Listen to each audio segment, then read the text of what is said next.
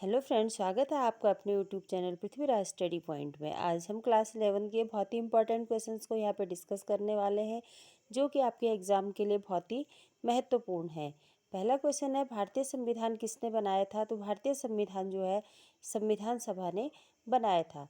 संविधान सभा का गठन किस योजना के अनुरूप किया गया? 1946 की कैबिनेट मिशन योजना के अनुसार संविधान सभा का गठन किया गया।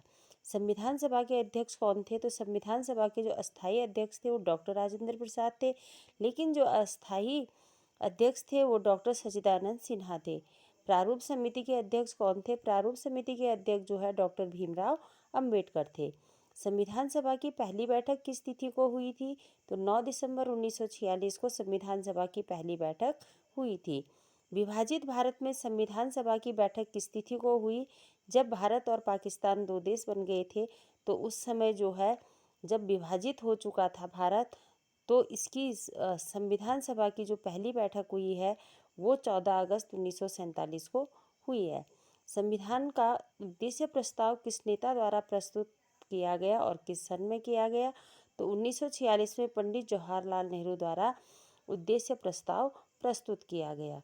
भारत विभाजन के परिणाम स्वरूप संविधान सभा के सदस्यों की संख्या घटकर कितनी रह गई थी? तो 299 जो है सदस्य संख्या रह गई थी। संविधान सभा में अनुसूचित वर्ग के कितने सदस्य थे? तो 26 सदस्य जो है अनुसूचित वर्ग के थे। संविधान के विषयों पर विचार विमर्श हेतु कितनी समितियों का गठन किया गया? तो इसमें जो है 8 समितियों का गठन किया गया। नेक्स्ट क्वेश्चन की तरफ चलते हैं। भारतीय संविधान में मौलिक अधिकार किस अनुच्छेद के अंतर्गत आते हैं? अनुच्छेद 12 से 35 तक जो है हमारे फंडामेंटल राइट्स हैं। मौलिक अधिकार संविधान के किस भाग में है? ये संविधान के भाग 3 में है। भारतीय संविधान के किस अनुच्छेद में मूल कर्तव्य दिए गए हैं? अनुच्छेद 51 क में जो है हमारे मूल कर्तव्य दिए गए हैं। भारतीय संविधान में कितने मौलिक कर्तव्यों का उल्लेख है? तो भारतीय संविधान में जो है 11 मौलिक कर्तव्यों का उल्लेख है।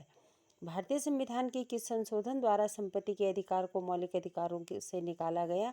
तो 44वें संविधान संशोधन द्वारा जो है संपत्ति के अधिकार को मौलिक अधिकारों की श्रेणी से निकाल दिया गया।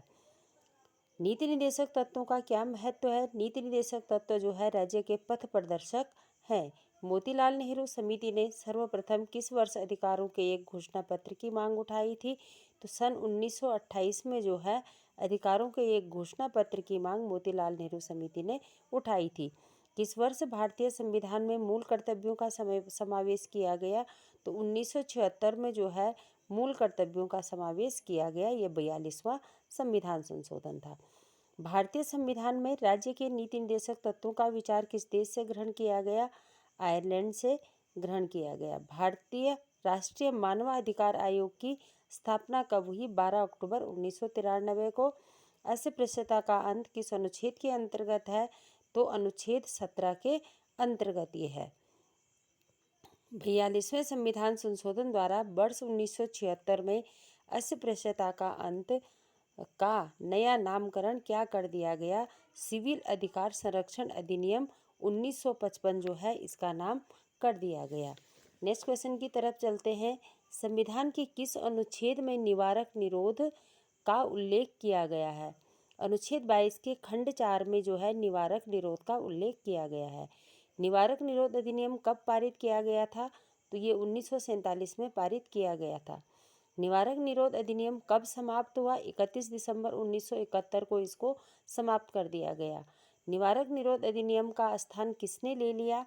1971 में इसका स्थान आंतरिक सुरक्षा अधिनियम ने ले लिया। आंतरिक सुरक्षा अधिनियम को कानून की बोलचाल की भाषा में किस नाम से जाना जाता है? तो इसे मीसा के नाम से जाना जाता है। 1981 में आंतरिक सुरक्षा अधिनियम के स्थान पर कौन सा कानून पारित किया गया? राष्ट्रीय सुरक्षा कानून। वर्तमान में इसे भी समाप्त कर दिया गया है और इसके स्थान पर पोटा प्रिवेंशन ऑफ टेररिस्ट एक्ट का निर्माण किया गया। दक्षिण अफ्रीका का संविधान किस वर्ष लागू हुआ? तो ये सन 1996 में लागू हुआ। निवारक नज़रबंदी की अधिकतम अवधि क्या है? तो निवारक नज़रबंदी की अधिकतम अवधि जो है 3 महीने है।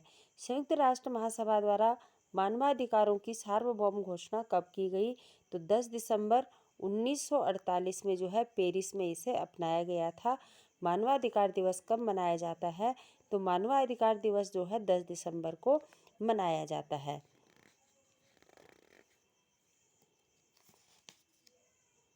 ये हो गए आपके 32 क्वेश्चंस और अगली जो वीडियो बनेगी उसमें हम और क्वेश्चंस को डिस्कस करेंगे जो कि आपके एग्ज़ाम के लिए बहुत इंपॉर्टेंट होंगे।